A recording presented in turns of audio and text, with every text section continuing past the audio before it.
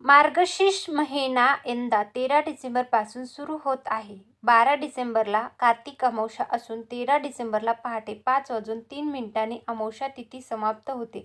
13 तारखेपासून मार्गशीर्ष मासारंभ होत असून दुसऱ्याच दिवशी म्हणजे 14 डिसेंबरला मार्गशीर्षातील पहिला गुरुवार असणार आहे.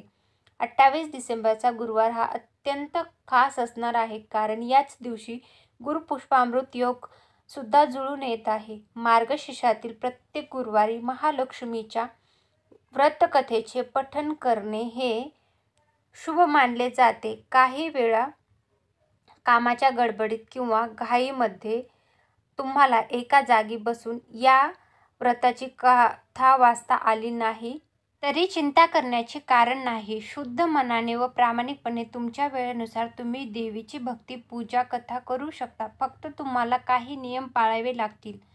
गुरुवारी सकाळी घरात पूजा मांडावी.